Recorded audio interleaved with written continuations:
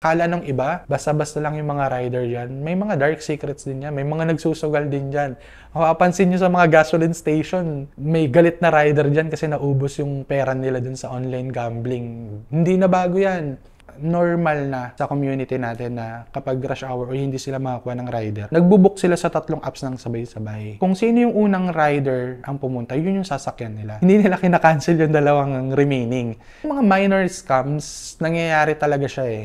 May isang professions or group talaga na usually siguro nagiging normal kasi yung mga ganitong profession yung usually sumasakay sa amin eh. Sa mga hold up, may mga naririnig ako. Usually may mga red area katulad ng mga C5 tapos past 10 PM hindi na kami naghahatid dyan. Late night hindi na rin kami naghahatid sa loob ng Baseco or sa mga tondo. Pero hindi dahil ginajudge namin yung lugar. Pero ano kasi may mga kakilala rin kami na hold up. Dyan pumapasok yung extra service, dyan pumapasok yung mga illegal drugs. Raul. Kahit kaninong rider mo sabihin, pag binanggit mo si Raul, kilala ng rider kung sino yan. Pag scroll ko, may note na nakapupunta ka lang dito sa pick-up location sa place ko. If willing kang ako, babayaran ko yung worth ng pamasahe. So, nung time na yon, nagulat ako na may ganun palang nangyayari. Tapos, binibiro-biro namin siya, baka pinatulan mo yung pre, baka tinignan namin yung history. Hindi niya pinakancel yung booking eh. Binuyo-buyo namin siya and after few days, inamin niya naman sa amin na ganun nga daw. Nare-realize ko na may mga riders pala talaga na gumagamit ng mga drugs. Marami talagang ganun. Ang sponsor natin ngayon ay HypeHive, isang platform na nagpapadali sa mga appointment kaysa dati. So off the record, nagkaroon kami ng mga guest tulad ng healers, therapists, at freelancers. At lagi kaming nakakatanggap ng mga komento kung saan sila mahahanap at paano sila mabubook. Masaya kaming makipag-partner sa HypeHive para magbigay ng discount sa teams para sa pinakamadaling booking experience. At ang pinakamagandang parte, kung mag-sign up ka ngayon bilang solo freelancer, libre ito! Pumunta lang sa description at i-click ang link sa ibaba. Ngayon, balik na tayo sa video.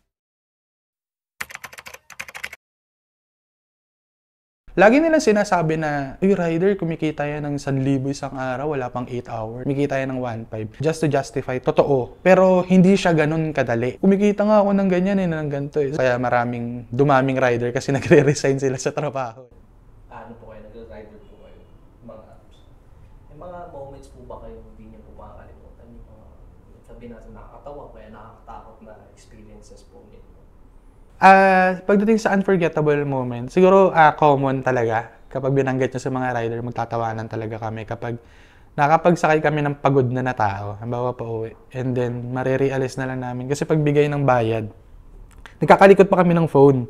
So, drop namin, kinukompute namin, papasok pa namin yung pera sa wallet namin, ililigpit pa namin yung binigay na helmet. And then doon lang namin marirealize na yung helmet pala, nadala ng pasahero. So, nauuwi nila yon. And then, kapag tinawagan namin, minsan nagsasabi yung pasahero na yung nalalaman lang din nila na naka-helmet pa sila kapag tumatawag na kami. Ay, sorry kuya, nadala ko pala yung helmet, sorry, sabog na, sorry, pagod na. So, yun yung usually. Pero ang hindi ko talaga makakalimutan, during bare months din ata to last year, or January, parang ganun eh. Parang it's either pa Christmas pa lang o kakatapos lang. Paglabas ko ng bahay, bumiyahe ako nun. And then, nag-travel ako kasi medyo may katumalan yun eh. Tanghali na ako nagising, tanghali na ako nakalabas. And holiday ata yun. So, medyo medyo challenging yun. Pagdating ko sa pick-up location, kinuha ko na kagad nung pumasok kahit 3 kilometers away ata. Pagdating ko dun sa pick-up location, hindi ko matawagan yung pasahero. Tapos, hindi siya nagre-response. So, since matumal yun, kailangan kong ilaban yung booking na yun. 6 digits din natin, mga 150. So, sayang yun. Ang ginawa ko, hinintay ko siya for at least 10 minutes.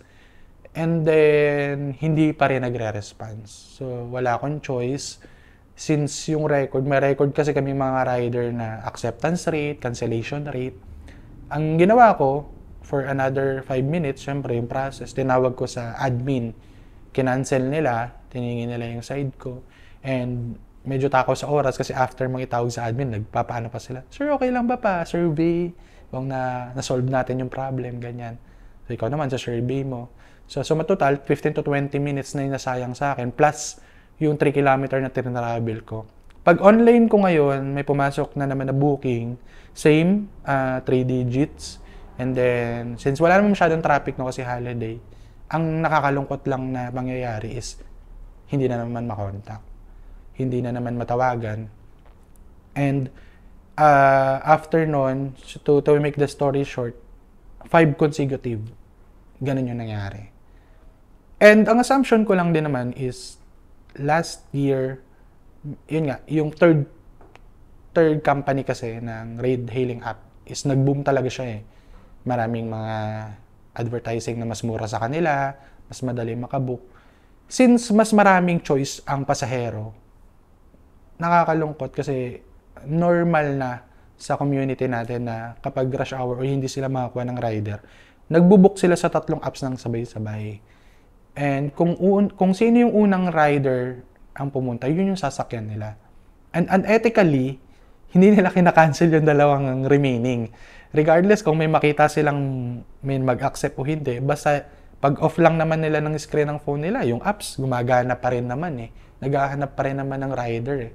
And then syempre kami mga rider, tatanggapin, baka mag-cancel, pupuntaan kagad namin yung pickup location.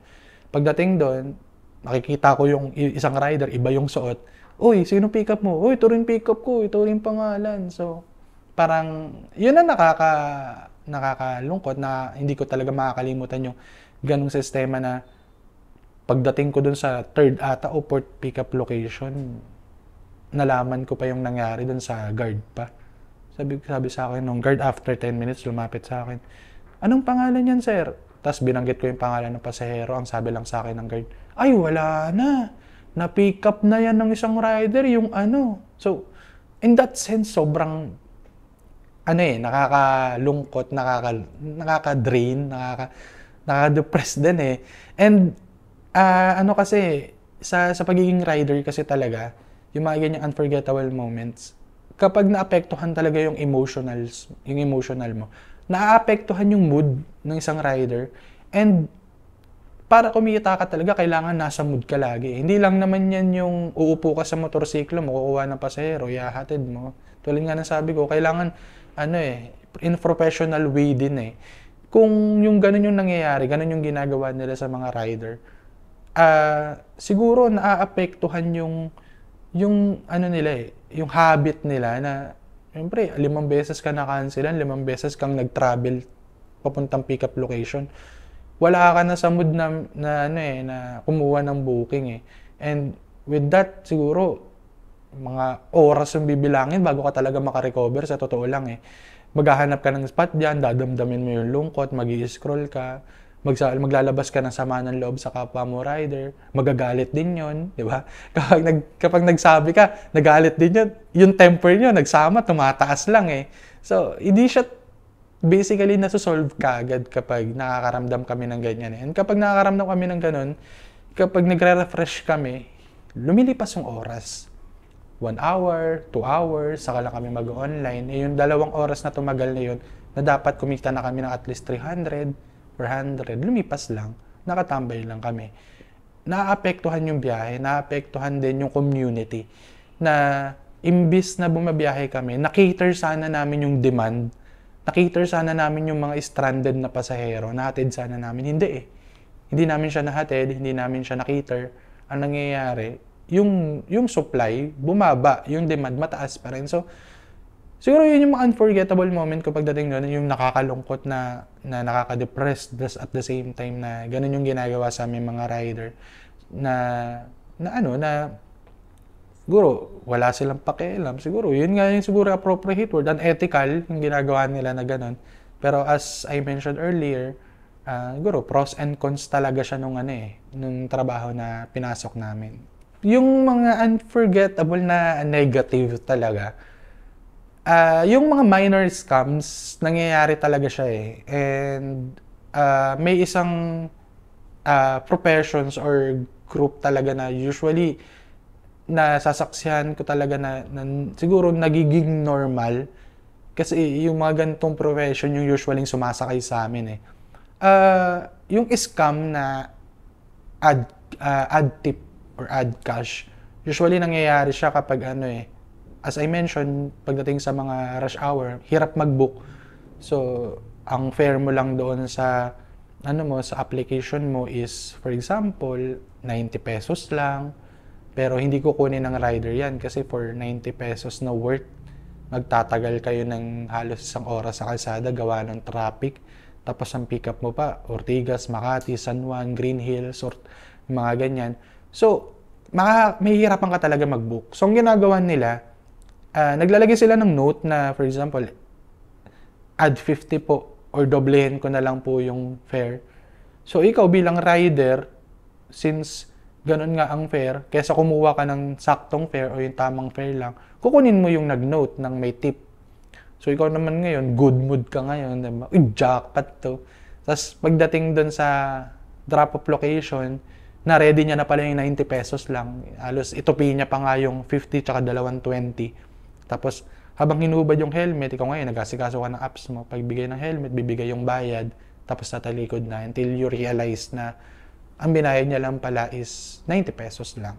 Tapos, yung idea na kinuha mo yun kahit papalayo yun dun sa Metro Manila. Kunyari, nagpahatid yun ng Rizal, 90 pesos lang or 100 plus lang. Iniwan mo yung rush hour dun sa Metro Manila eh. So, yung possibility na makakuha ka ng next booking, wala na. Sinugal mo yun kasi alam mo, dalawa yung bayad sa'yo eh. Pero, na-scam ka, so, imbis na makakuha ka ng next passenger, gagapang ka ulit. Yun pala, additional term, gapang yung ginagawa ng mga rider. Gapang yung term namin kapag pupunta ka sa isang area kasi yung current location mo, walang booking. Tapos pupunta ka doon nang wala kang sakay or wala kang earning. For example, nasa North Caloocan ako, walang booking doon. Tapos para rush hour na, ang booking ng rush hour is Makati. So, gagapangin mo siya. Kaya siya tinawag na gapang kasi hindi mo siya pupuntahan in a fast travel. Dahan-dahan lang, 40 kilometer lang, 50. Kasi naniniwala ka na along the way papunta doon, papasukan ka ng booking eh. Kapag mas mabilis ka, mas maliit yung chance mong pasukan ka ng booking along the way. Kasi pasukan ka man, malayo ka na. Hindi mo siya tatanggapin. So, kapag gano'n yung nangyayari, ginagapang namin yun. Gapang ako ng Makati kasi walang booking dito. So, ngayon, yun yung usually nangyayari sa scam and nakaka-apekto rin siya siguro sa condition ng rider na may na-expect mo na kasi, nakaka-disappoint siya somehow na gano'n yung nangyayari. Tapos, sa mga major na negative, sa mga hold-up, may mga naririnig ako. Usually, may mga red flag kami or red area, katulad ng mga C5, tapos past 10 p.m., hindi na kami nag-ahatid dyan. No to discrimination, pero kapag late night, hindi na rin kami nag-ahatid sa loob ng Baseco or sa mga Tondo. Pero hindi dahil dinajudge namin yung lugar. Pero kasi, may mga kakilala rin kami na hold up. Ang ginagawa, syempre, babae yung nagbook, kukunin mo kahit gabi na. Kasi babae naman, pagdating, lalaki pala yung sasakay, binook lang daw siya ng asawa niya. And then, syempre, wala ka namang control sa area. So, syempre, susundan mo lang yung map mo. Pagdating doon na nila ina-execute yung plano nila. Sa may C5 naman, ang usually sinasabi sa amin, warning sa amin is agaw motor naman. So, pagdating mo ng pick-up location, actually, hindi mo pa masasakay yung pasahero. Makikita ka nila. Kasi syempre, may ilaw yung motor mo pag gabi.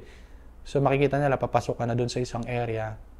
Pag nakalagpas ka na, saka ka nila harangin, may tao sa likod, may tao sa harap. Pero hindi ko pa siya naranasan personally. Nasasabi lang siya sa akin ng mga kapwa ko rider. And most of the time, kapag may ganyang fresh na nangyayari, wina-warningan din naman kami ng president namin sa organization. Kasi every biker, hindi naman lahat, pero majority siguro ng mga biker dyan, may mga group din naman yan na kinabibilangan. Siguro for for medical assistance or tawag dito, mechanic assistance kapag nasisiraan ka.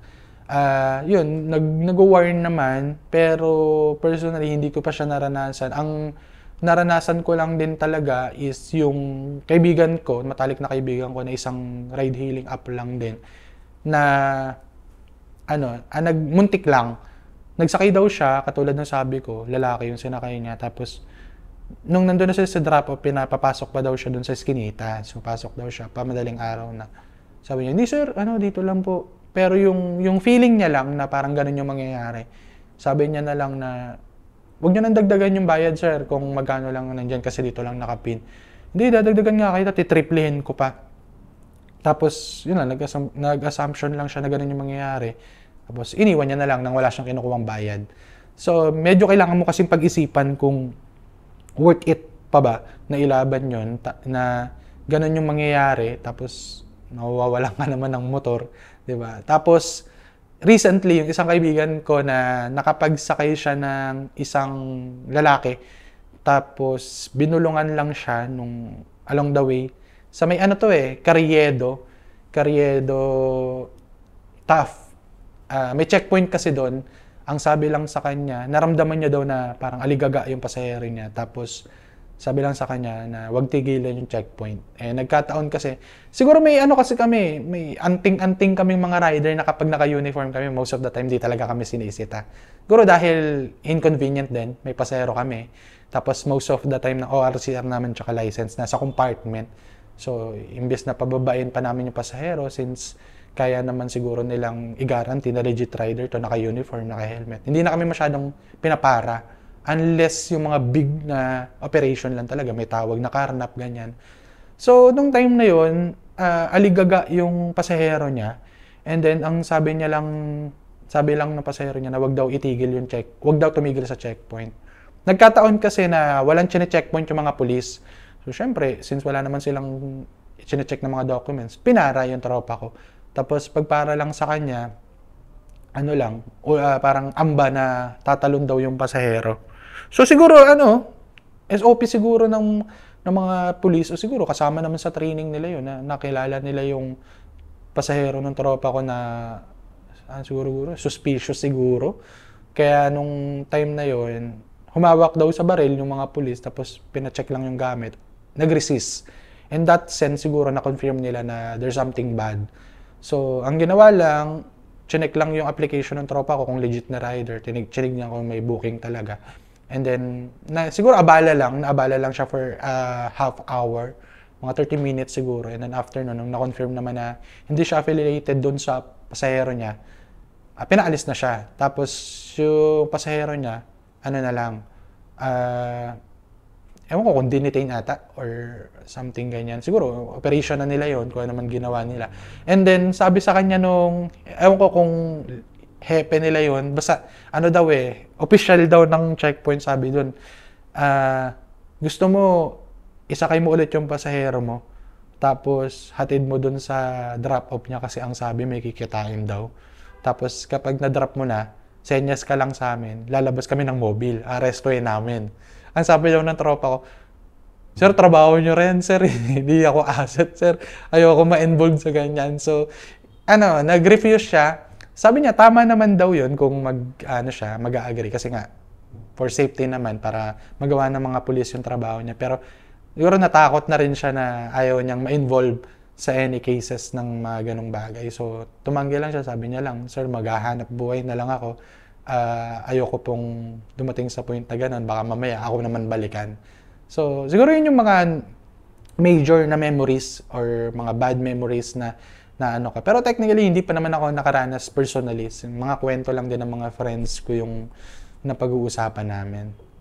Pagdating sa FB group, hindi ko talaga maitatago eh. Actually, anyone can join. Sa mga nanonood, pwede niyong check lang kayo ng siguro yung term ng company name, dugtungan nyo lang ng habal, passenger, or group, official group. Pwede kayong mag-join doon. Sasagutin nyo lang naman yung mga rules nila sa group na bawal ang bastos, bawal ang ganyan. Tapos mga after few minutes, i-approve ka rin. Makikita nyo doon sa totoo lang, sobrang toxic talaga ng community ng group ng mga Facebook na most of the time siguro dahil nahihirapan makipagsiksikan sa rush hour, big chunks na ng percentage ng mga pasahero namin pag rush hour is yung medyo overweight talaga na passenger. And then siguro blessed pa rin kahit papaano na medyo malaki naman yung motor ko kasi Aerox yung motor ko. Pero may mga rider kasi na, for example, yung mga maliliit, yung mga Mio o yung mga maninipis yung upuan, mga sniper, mga raider, yan, available din kasi yan sa market ng MC Taxi. Napapansin ko lang na medyo toxic na pagdating kung paano nila pag-usapan yung mga pasahero. And just to justify, pwede kayong mag-join ng mga group ng MC Taxi. Makikita nyo kung paano nila tinatrato yung mga pasahero. I think in both side naman, may positive and may negative naman na parang kung ikaw din naman ay, kasi usually nirereklamo ng mga rider, pagdating daw nila ng pick-up location, nagugulat daw sila na medyo malaki nga daw yung pasahero, tapos kada humps daw or lubak na nadadaanan nila na parang alon na yung motor nila na grabe na mag-bounce na halos mabali na daw yung shock nila, which is make sense kasi unang-una bilang rider sa'yo yung motor mo, bilang rider meron kang accept button, and kung ma-accept mo man may cancellation button ka with courtesy, di ba siguro kaya mo namang gawin na tanggihan yung pasahero. Siguro make sense sa side ng rider, pero feeling ko nagkukulang din siguro, hindi lang naman yung mga rider yung may negative.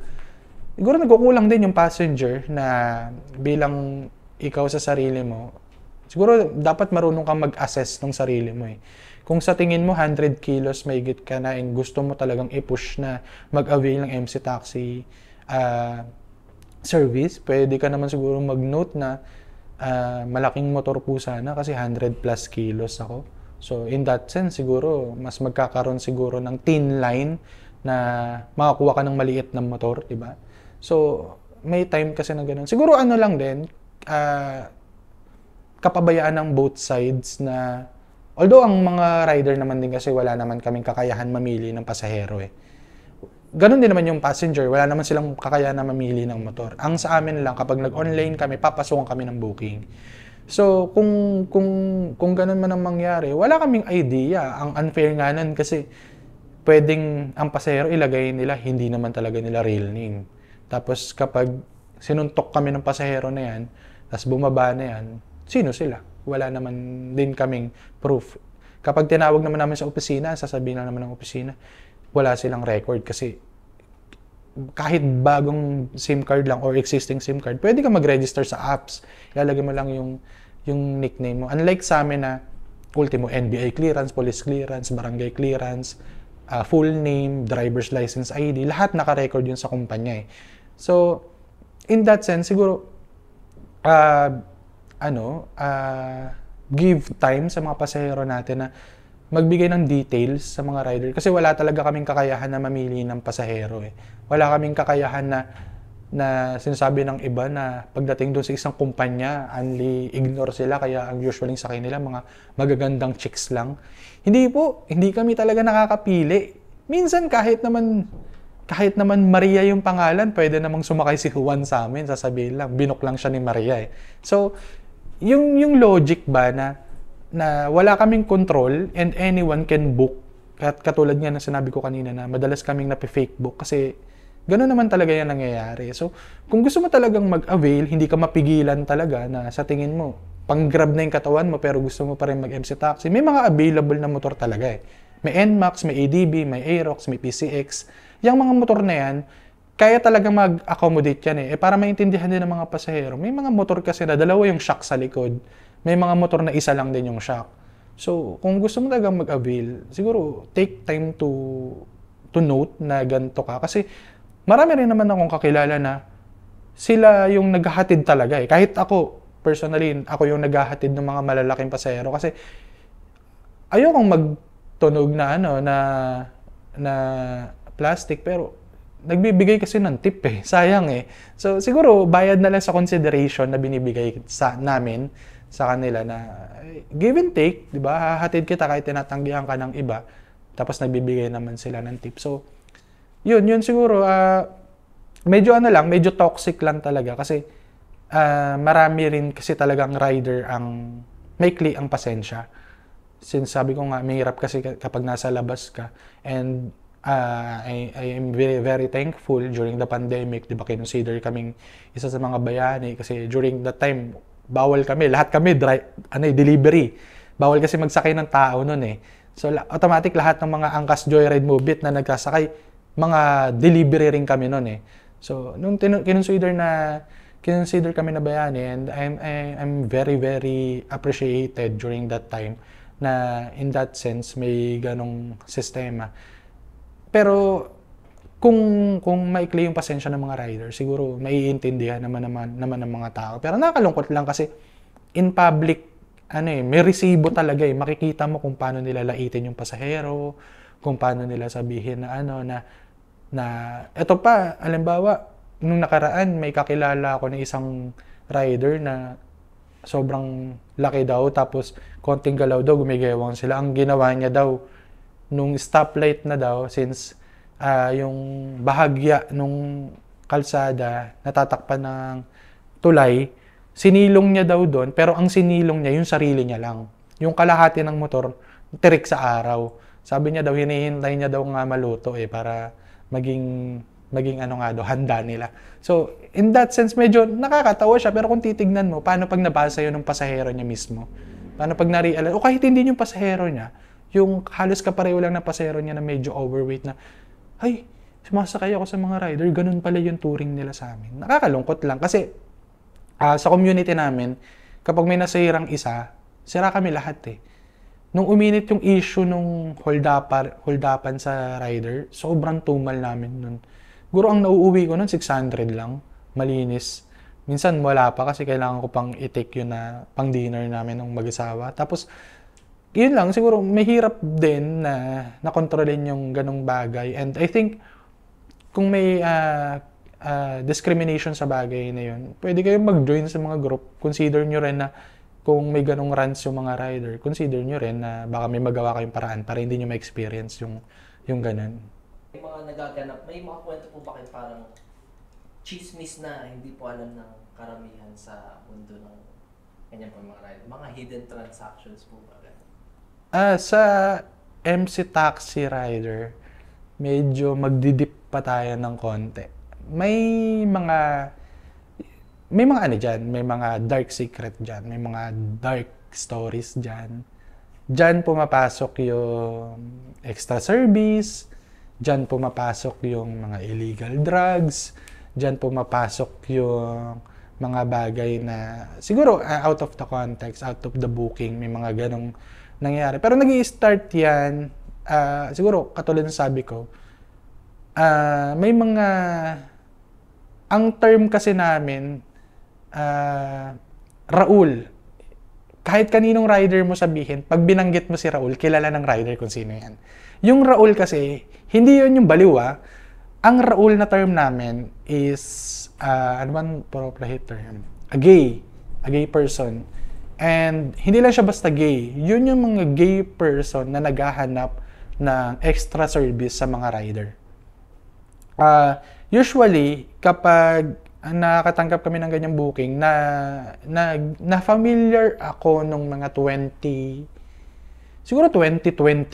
2 years from now, or last year ata, 2023, may pumasok na isang booking sa akin along Sampaloc, Manila ata yun.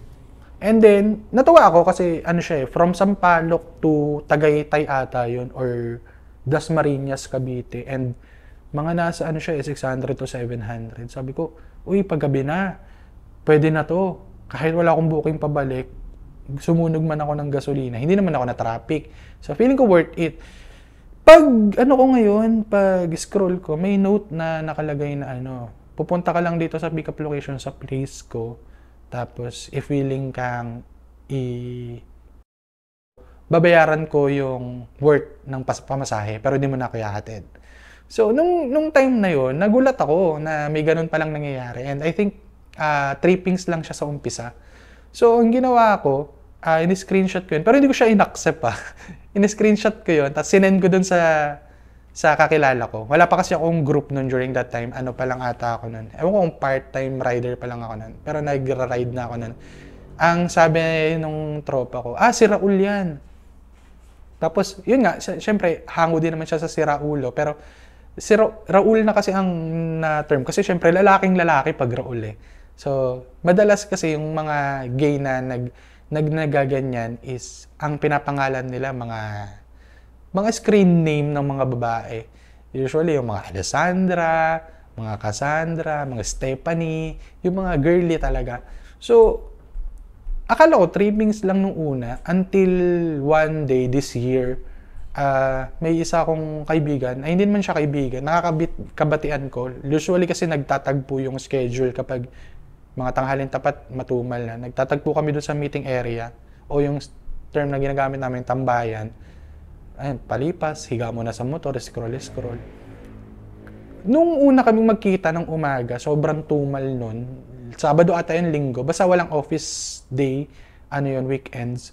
Sabi niya sobrang tumal, tapos na-late pa siya ng gising. So, hindi niya tinamaan yung mga pumapasok ng opisina ng weekends. Kasi may mga opisina pa rin mga managerial position.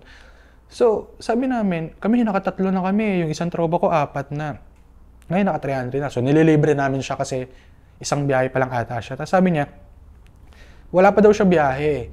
So, maya-maya, may pumasok na booking sa amin. Tapos pinasukan din siya. Tapos may note. May note siya na, yun nga, katulad ng minention ko kanina na ES or extra service. Paraul nga yung term namin. Tapos, tinawanan namin siya. Pa-cancel mo na yan, ganyan. Minsan ka nalang pasukan, trappings pa. So, hinatid namin.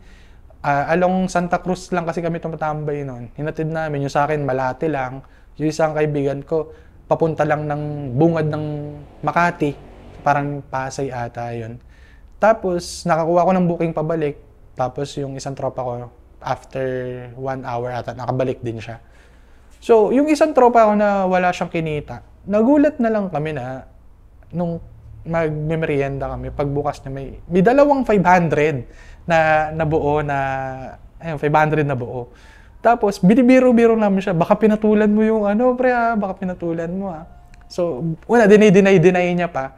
Until, nung bumili siya. Kasi madalas kapag kami lang magkakasama, yung motor namin naka-center. Tapos yung phone namin, nasa phone holder lang. Naka-open lang yan pag matumal. Nag-aantay lang kami may pumasok na booking. So, bumili ata siya ng soft drinks noon, tsaka ng biscuit. Tinignan namin yung history. Hindi niya pinakancel yung booking Tapos, nung hindi niya pinakancel, hindi na nasundan yung booking niya. So, basically, iisipin mo kung saan siya kukuha ng pera. And then, binuyo-buyo namin siya and after few days, inamin niya naman sa amin na ganun nga daw. And then, minsan, hindi na siya bumabiyahe. Hindi na siya nagbubukas ng apps. Kasi, kinokontak niya na lang via text yung naging client niya. And then, naging regular na na siya. Na client ni Raul. So, napatunayan ko na totoo siya kasi may kakilala ako na gumagawa noon. At the same time, hindi siya nawala sa sistema. Until now, siguro once a week, pinapasukan talaga ako ng booking na na may ganun nag-offer talaga sila And most of the time talaga, papasok talaga yun. Gabi na mga late night na. Especially pag Friday night or Saturday night, yun yung usually walang pasok kinabukasan. Tambay ka siguro ng mga Ermita, tambay ka ng Makati Ave, which is malapit yung mga inuman. Papasukan ka talaga ng ganun.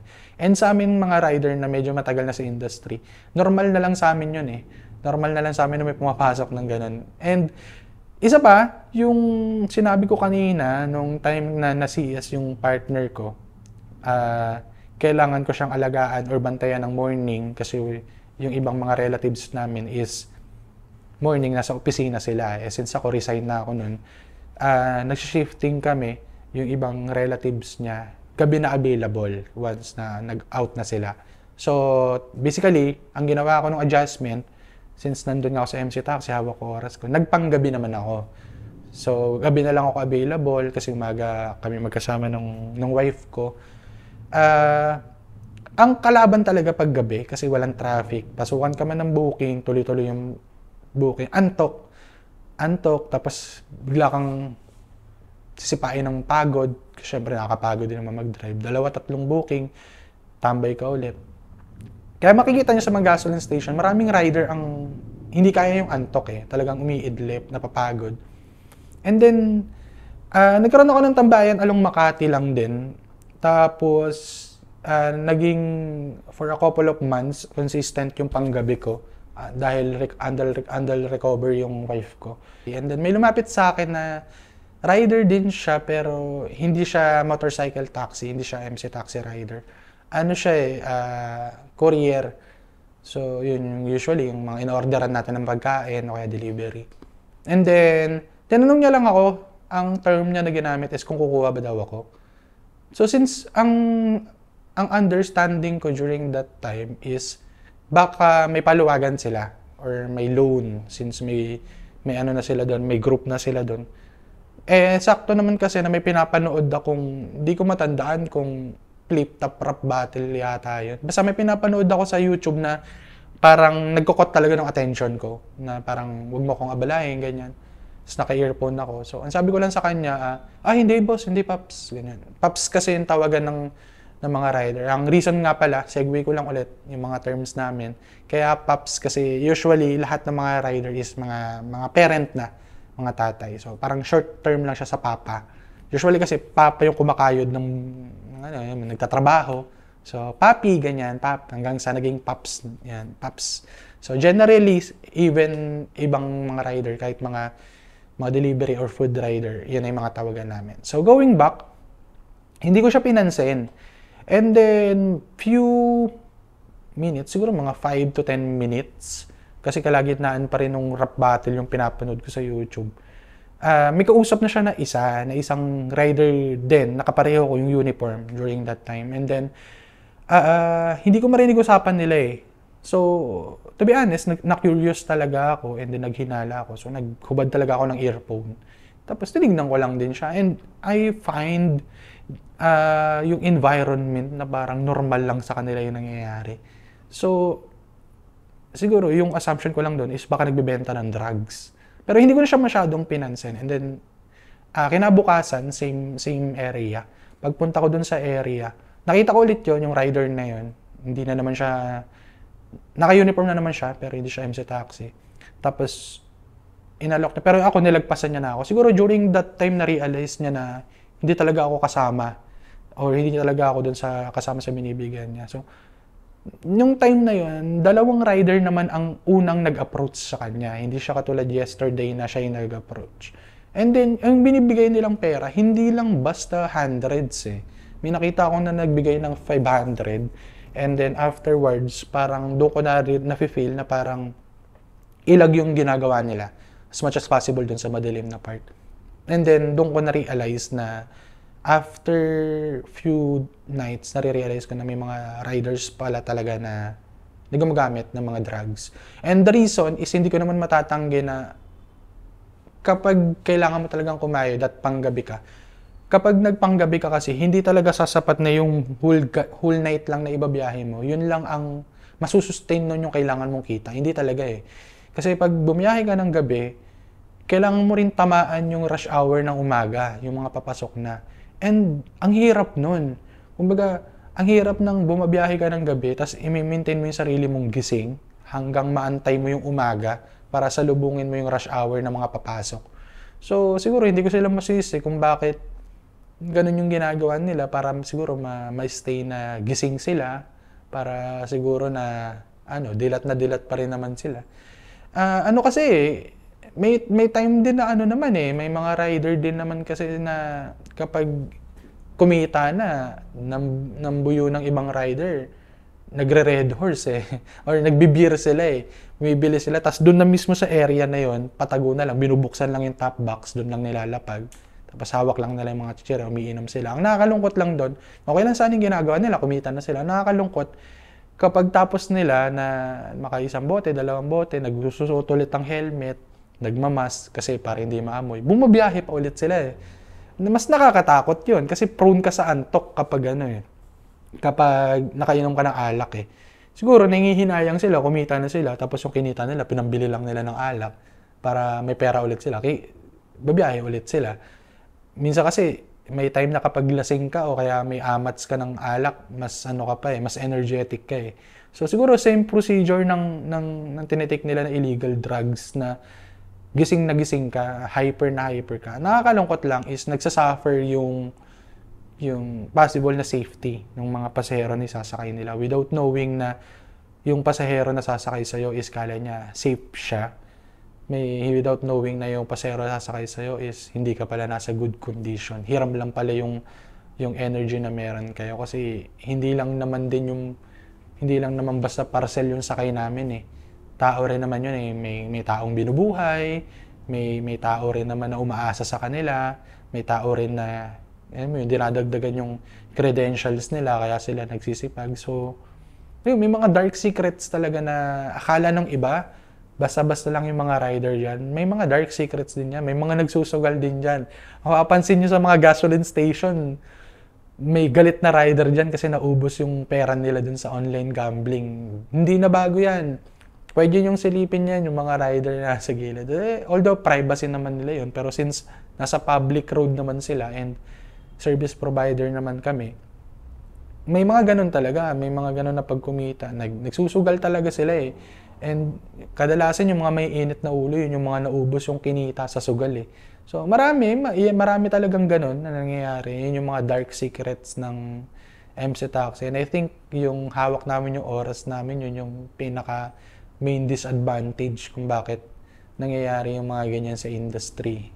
Overall experience, masaya naman siya. And I think enough naman yung reason kung bakit nag-resign ako sa trabaho para piliin to. Pero hindi ibig sabihin na for settle down. So I think as of now, masaya naman ako. Siguro kung tatanungin naman natin yung mga riders sa labas, same naman siguro yung sasabihin nila na as of now, masaya naman kami sa trabaho na ginagawa namin ngayon. Masasabi niyo po pa na miss niyo po yung dati niyo po? Actually, oo. Kung nag-opisina ka talaga, and I think kaya din siguro ako okay sa buhay ko ngayon is considering na meron akong fall down na alas na ayun nga, madalas naman na pinagtatalunan yan yung diskarte o diploma. And I think since I have a diploma, siguro may ano ko eh, may pinangahawakan ako. And to be honest, yun siguro yung reason kung bakit na-enjoy ko kasi alam ko may fallback ako. Nakaka-miss, oo. And hindi ko naman masisisi na, hindi ko naman maaalis na may mga araw talaga na pinag-iisipan ko rin. Even my wife, sinasabi sa akin na bumalik na lang daw ako sa opisina kasi malaking perks na doon. Hindi ka man magkayod, fix talaga yung salary mo doon eh. Dito na, ang advantage lang dito, since hindi nga fix, kapag may mga bills, pwede mong habulin, pwede mong taasan doon. Hindi eh, minsan OTY pa eh. So, nakaka-miss at the same time, minsan din naman may time na iniisip ko na what if bumalik muna ako sa opisina, ganun. Sa tingin niyo po ba magtatagal pa po kayo sa mundo po ng ganyan po, motor-taxi? Kung magtatagal, siguro hindi ko talaga siya ma-disclose kasi medyo crisis ngayon ang MC Taxi riding. Since 3 na yan at merong competitive na criteria ang nangyayari, ang naapektuhan kasi talaga rider. Bumababa yung presyo, dumadami yung mga discount vouchers, tapos yung gasolina tumataas. At the same time, simula nung nadagdag yung pangatlong player sa MC Taxi, dumami yung rider. Yung marketing kasi nila, may libre ng helmet tsaka ng uniform. So in that sense, pati yung mga hindi talaga gustong mag-MC Taxi, nag-apply. So ang nangyayari, after nila mag-out, bumabiyahe sila. So since dumadami yung rider, mas malaki yung supply, mas maliit yung chance na makuha mo yung demand. So makuhanan ka man, hindi ganun kaganda na ride. So technically, kung magtatagal ako, I think even my wife sinasabi na na kapag dumating na ako sa point sa sarili ko na mas lamang na yung hoping ko pagdating sa opisina, mag-apply ulit ako ng opisina. Siyempre, hindi ko naman pwede din ipikit mata na credential is credentials. Diba? Mas malaki yung chance na mas ma-promote ako sa mas mataas na position kapag yung mga past na trabaho ko is opisina related. Siguro, mag-apply pa rin, pero ang mas gagaranti ko lang is hindi ko pa kayang iwanan sa ngayon, sa pananaw ko ngayon, yung pagiging rider kasi masaya talaga ako sa pagiging rider. May mga batas o patakaran po na dapat baguhin po Para ano po, mas mapabuti po yung mga kalagayan po. Sa mga batas kasi, blessings in disguise talaga sa amin ang traffic, to be honest. Walang traffic, walang magbubuk sa amin. Syempre, isa ba namang palagay na natin, may minimum wager dyan. Pauwi siya, wala naman traffic. Jeep na lang yan, di ba? Walang traffic eh. Kaya lang naman nagbubuk sa amin kasi mas mabilis eh. Di ba? Kung safety lang din naman, mabangga man yung jeep, mas safe sila sa jeep kaysa mabangga yung motor na sinasakyan nila, di ba? So, feeling ko, blessings in disguise talaga sa amin yung traffic. And I think, pagdating sa mga rules na kung may dapat bang baguhin, katulad ng sabi ko, siguro fair enough naman yung position ng kumpanya pagdating sa mga reporting. Siguro, gusto ko lang din medyo lumabas doon sa comfort zone ng topic. Yung traffic talaga ang nagpapalala talaga bilang maghapon talaga ako sa kalsada is yung walang habas din talaga na pagliko ng mga another public vehicles. Kung kaya natin gawin sa EDSA na may bus lane, sobrang laking tulong kaya na wala nang mga bus lane na humahambalang sa labas ng EDSA. So, may mga station na para nga silang on-land train. Ganun na nangyayari. So, may time kasi na wala talagang pakialam yung mga jeepneys, yung mga SUVs, lalong-lalo na kapag may mga biglang pumara. So, I think, katulad sa amin, na kapag nagsakay kami at nagbaba, tinitikitan kami sa mga tagig-BGC and yung mga ibang public transportation, hindi. So, it would be very unfair pagdating pareho lang naman kaming namamasada. I think, yung public transportation talaga, yun talaga ang feeling ko na kailangan i-amend kasi baka yung mga nakaupo sa atin, hindi talaga nila nararanasan eh. Mahirap kitain ng pera hindi dahil mahirap magmotor. Mahirap kitain yung pera sa amin hindi dahil mahirap yung trabaho namin. Ang mahirap sa trabaho namin, yung traffic. Mahirap kitain yung pera hindi dahil mahirap yung trabaho namin, kundi mahirap kitain yung pera kasi traffic. Kasi ang tagal bago ka kumita. Ang tagal bago mo madrop yung pasahero. And I think kung magkakaroon ng magandang sistema pagdating sa public transportation, mabawasan man yung mga rider natin. At least it's a win-win process na kumita ng maayos yung rider, marami siyang mahatid ng pasahero. At the same time, yung mga pasahero natin hindi ma-stranded, makauwi sila ng maaga. So, ang plano ko talaga sa hinaharap is gusto ko talaga na with regards sa topic is gusto ko talaga na maintindihan din ng mga tao na hindi ganoon kadali yung trabaho ng mga riders. Hindi lang sa amin, hindi lang sa MC Taxi Rider, sa mga delivery, sa mga bumibili ng mga pagkain natin sa fast food, sinusuong yung ulan, yung after nilang kumita ng 1,000 per day, gagastos sila ng 3,500 para magpalit ng makina kasi nalublob sa ulan. Sa mga rider natin na kahit yung mga biker lang na tsinatsaga yung lamig para lang ma-deliver sa atin yung mga pagkain natin. Even yung mga delivery na pagdating sa business natin, na isipin na lang natin na hindi natin sila tauhan, hindi lang sila basta rider. I think yung mga rider, sila yung best equipment kung bakit nag-grow yung kumpanya na meron tayo, yung business na meron tayo. Kung meron tayong kumpanya, tapos kailangan nating mag-angkat, for example, meron kang milk tea business, tapos walang available na murang fructose or yung fructose na available sa area, makukuha ka ngayon sa Cavite. Siyempre, mag-hire ka ngayon ng rider para mag-deliver yun. And thinking about na yung rider ang isa sa mga best na asset na meron kayo. Kaya marami talagang business ngayon, mga malilit na business eh. Kasi madali naman makakuha ng product eh. Hindi dahil available yung product, matagal nang available yung product sa market. Ngayon, nakukuha lang natin sila kasi may mga riders sa paligid natin eh. Same time, katulad ng sabi ko, mabigat yung traffic, pangit yung public transportation natin. And in that sense, yung mga rider na willing maghatid at magsundo ng mga pasahero in the middle of rush hour, I think they deserve more than respect. I think they deserve more than tip.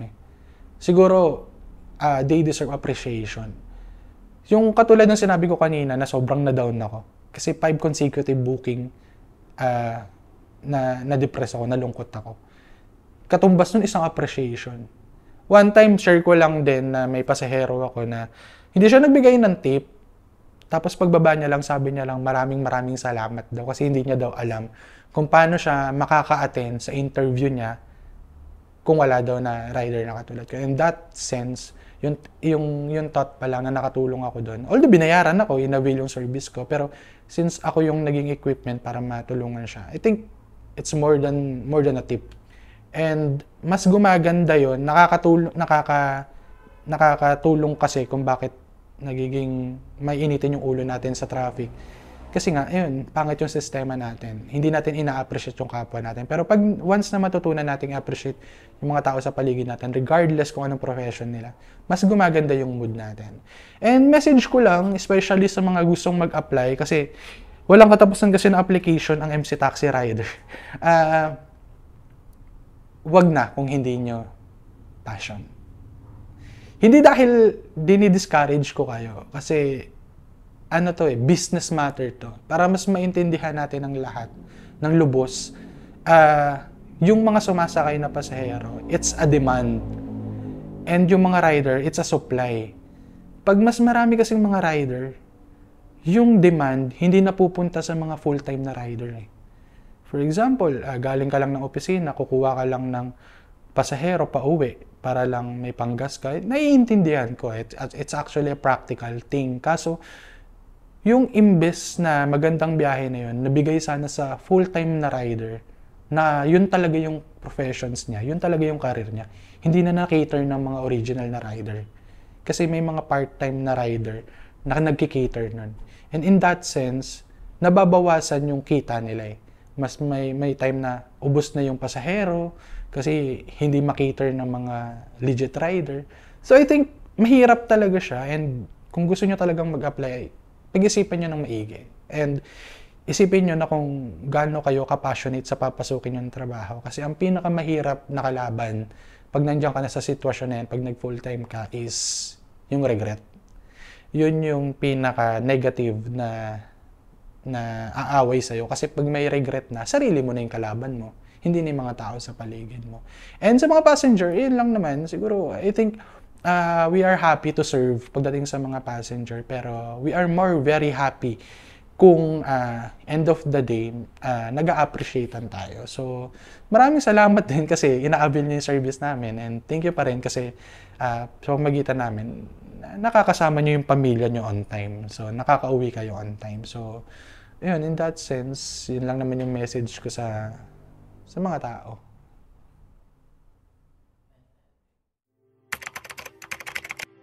May ibang mga kwento ba kayong gustong marinig? I-comment nyo lang yan sa comment section at huwag nyo na rin kakalimutan na i-like, share at mag-subscribe sa aming YouTube channel.